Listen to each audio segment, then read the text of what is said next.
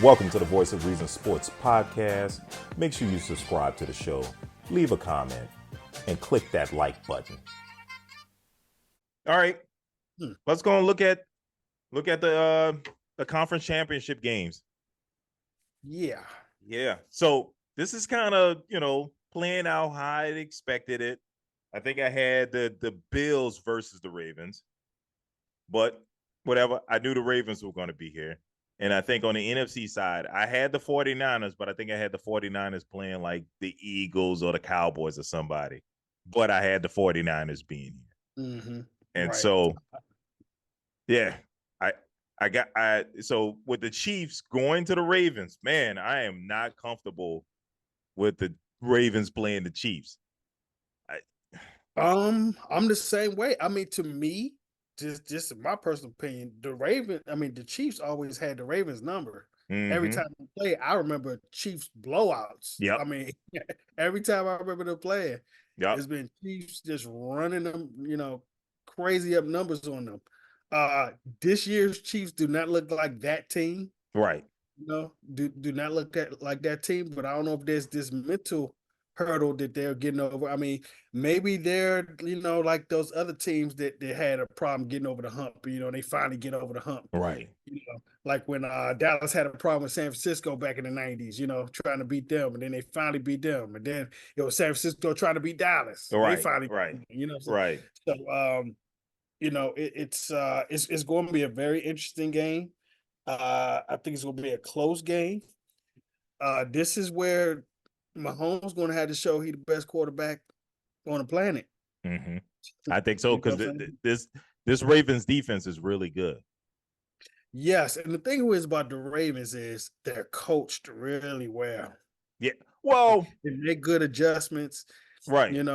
They seem to put their people in right positions, because when I think about their defense, I don't think a whole bunch of star-studded defensive players. Mm-hmm.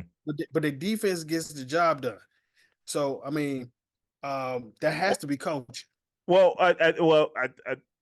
we got to give credit where credit is due. They did make a move last year to get Roquan Smith from the Bears. They got Roquan Smith, yes, and absolutely. I think that was a huge upgrade for them, and I think that solidified that defense.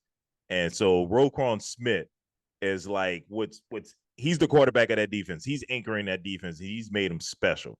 So I think that's the difference. And I think that, and the fact that the coach, and the reason I kind of, paused a little bit when you said coaching, they're a well-coached team. And I agree. I think they are a well-coached team, but I think the past 2 or 3 seasons, the coaches have cost them games. And here's why. And I kind of argued this too when I forget what team it was going for 2. It was the damn Bucks. They went for 2, right? When they cut the game to a 1-score game. What was the final score? Was it 31 to 23? And the reason it's 23 because they went for 2. It's like, well, why are you going for 2? Right. They went for it early, so they were down 2 scores. They were down 2 scores. They scored a touchdown. They made a touchdown, right? And they went for 2 on that play. I remember that because we were talking about in the bar. Yeah. It was like, well, why would you do it? And then analytics said, and I'm thinking to myself, well, that's stupid, because if you don't get it, the high percentage thing is the field goal, right? Yeah. And then you're just down by 7. The low percentage thing is the goal for 2, because now if you don't get it, now you have to score the touchdown, and then you have to go for 2 just to tie it. So It just didn't make any sense, but it was this ridiculous analytics that they were doing. And I bring that up because that's what I felt like the Ravens were doing for the past 2 seasons. You have one of the best kickers in the NFL history in Justin Tucker, and they were passing up on field goals, going for it on 4th down and going for 2. And they were costing themselves games. That was killing them at the end. And it was like they were using these analytics, and what it was doing was lowering their chances of winning at the end of the game when they didn't accomplish these things. And I never understood that. And it seems like this year, John Harbaugh has made a concerted effort to just take the high percentage play, which is the field goal. You got a field goal kicker that can kick 65-yard field goals. Why would you not let him do it? And so he's doing more of that. doing less of the going for it on fourth down, not requiring Lamar to be spectacular every play. And Right. I think it's worked out for them. And if they stick to that game plan, they should be able to beat the Chiefs. So that's why I'm going with the Ravens on it, because they seem like they're sticking to the game plan. To me, they have the better team, right? I think it's a wash at quarterback, but I think the Ravens have the better receivers. They have the better defense. They have the better run game, and the Ravens should win this game. Who you got? I'm going to go with who I trust and who I've seen here for years and years. Uh-huh. And he showed me today, he can bring Patrick. that game up with the Bears. I got to go with Patrick Mahomes just on trust. It ain't that I think that Lamar's not good, but I think that Pat is just built for this type of game. He's shown it over the past 5 years. Yeah. And when he's in this situation, he just finds a way to come out. And he's kind of like it's Brady-esque. You know Yeah. what I'm saying? No, absolutely. When you think he's down, you don't think he's going to make it, you end up making it. Yeah. You know? Yeah. So I'm just going to go for them to squeak out, for the upset. I just trust the Chiefs more in this situation. That's all. It's no Yeah. Yeah. No doubt. And how, Ravens or anything. how could you not? I mean, they've been here before. They keep doing it. You got to go with them, but I got to go with the smart money. The smart money tells me that the Ravens have the better running game. They got the best defense, the better defense. I mean, they got the better kicker. They got Justin Tucker. They should win this game. The only person that can screw this up is John Harbaugh. Don't do anything stupid, John. Don't go for it on fourth down. Don't be overly silly and being aggressive, going for it and all of this stuff and passing up on easy field goals and stuff like that. Kick the damn field goal, hunt the ball, play the game smart. Well, this is my thing. When I remember when they played, like I said, it always seemed like, they kind of had their number. The Chiefs, as far as having the Ravens number. I don't remember Lamar having good games. And I know these are years, in the making, and that was some years ago. But that was like 3 or 4 games where it just seemed like the Chiefs had a good plan to slow down Lamar from doing as much scrambling and running. Right. As he does, and that was the key. No, I mean, don't get me wrong; they had one of the best offenses in the league at the time At that time, right? Which they don't have now, But So maybe that evens it out. But I think right now the Ravens aren't as reliant on Lamar to be spectacular. Like that kid Zay Flowers is making special plays. Like Lamar standing in the pocket, getting that ball to Zay Flowers, and he's doing special things with it. And I don't know if Mark Andrews might be back to play in this game because the divisional round, they were considering playing him, but he didn't play. And there might be a chance that it would play. So that's another receiving weapon that they get to add out there. So, I don't know. Absolutely. Yeah. Absolutely. Like I said, I think they have the quarterback and the tight end is a wash if Mark Andrews plays. But everything else, I think the Ravens have it. Yeah, I think you're right on that. I mean, it sounds like these are very evenly matched teams. I feel like that. But like I said, I just trust Mahomes. Right. So. No, I respect that. I respect that 100%. I mean, like I went with the Bills. I was like, if the Bills don't do anything stupid, they'll win this game, and that's what they did. They did everything stupid. But it's like, what are you doing? A fake punt? Come on, man. I'm just shocked that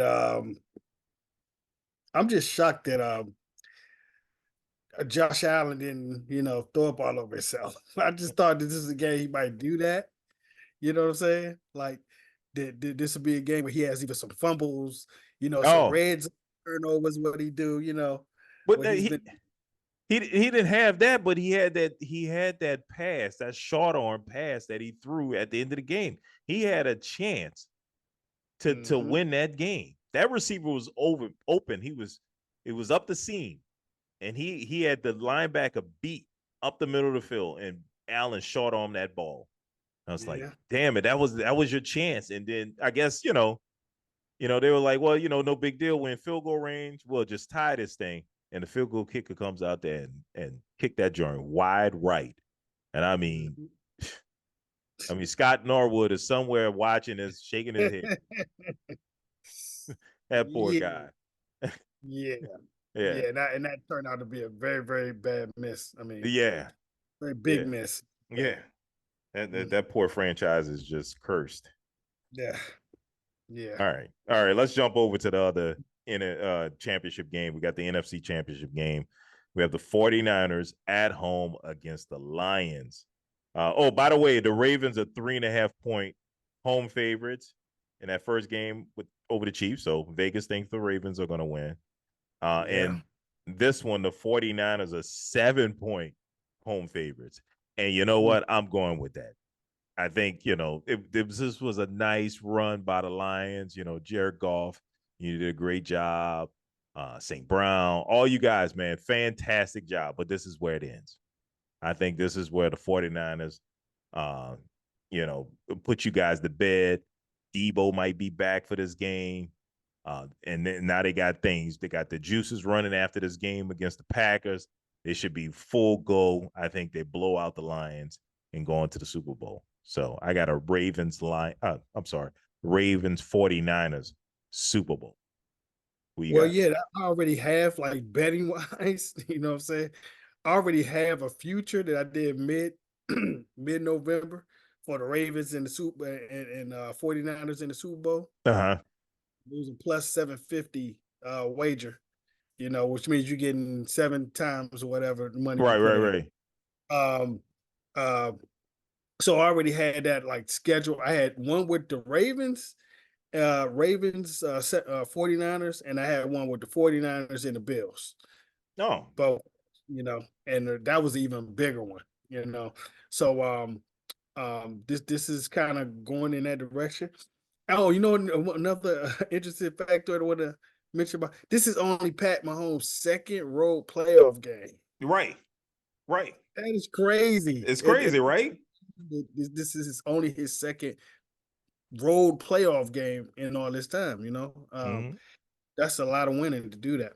But anyway, I think that the San Francisco, they needed that warm-up game. I'm not calling Green Bay warm-up. They played good against them, but they were flat. They came off flat. Mm-hmm. Um, I don't know how much this Debo Samuel's injury is going to hurt them. Right. Um, He's a big part of what they do. he just always get hurt this time of year, man. Yeah. Every year it seems like he's Yeah. hurt. Yep.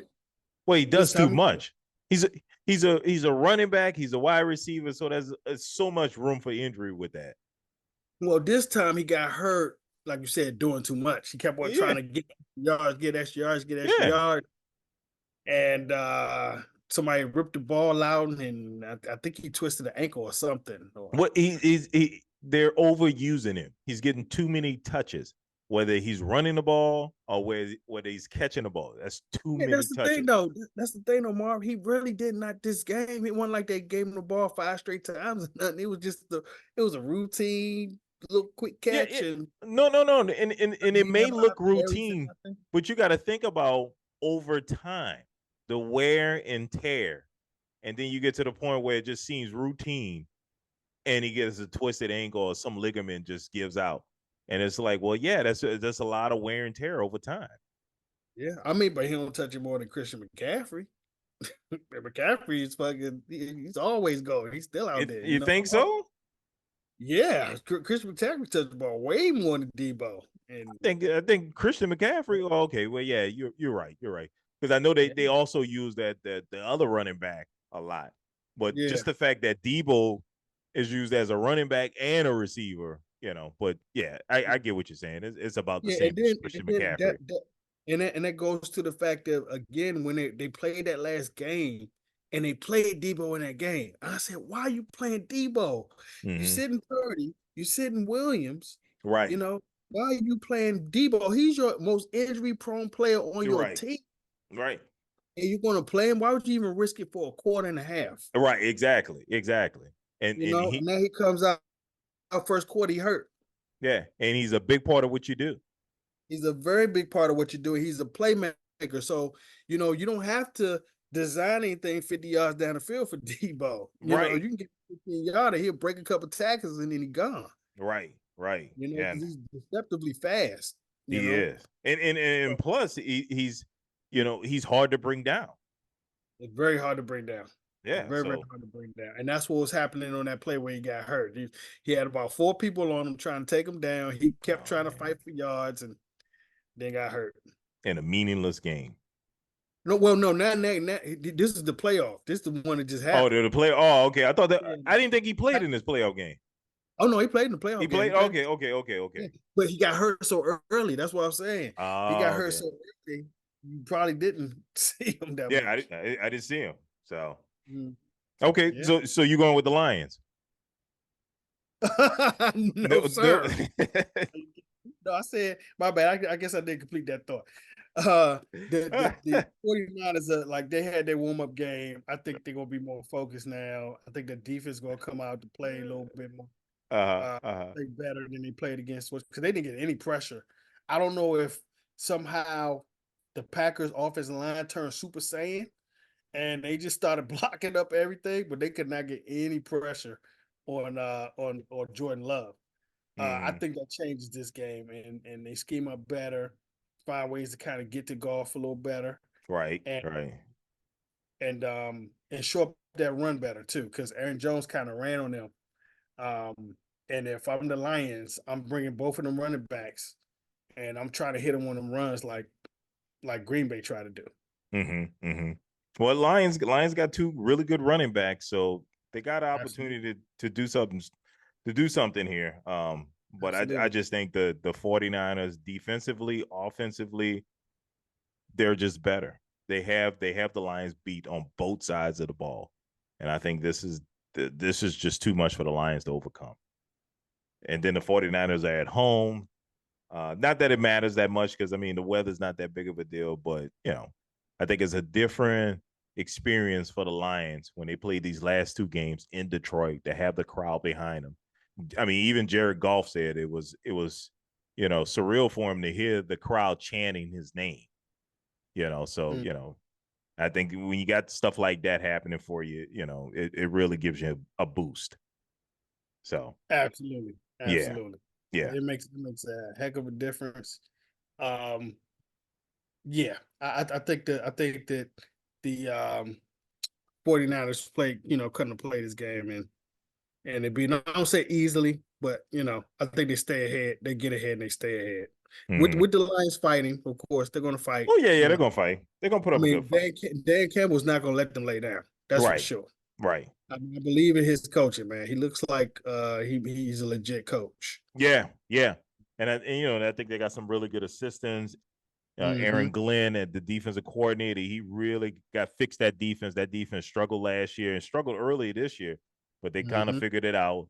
And then the offensive coordinator, who's up for a head coaching job, I think they got something special with these guys. So hopefully they would get it done this year because I think Dan Campbell's going to lose a lot of his coordinators because of the success. Thanks for joining us again. We do this thing every week. Make sure you like, comment, and subscribe, and we'll see you next week.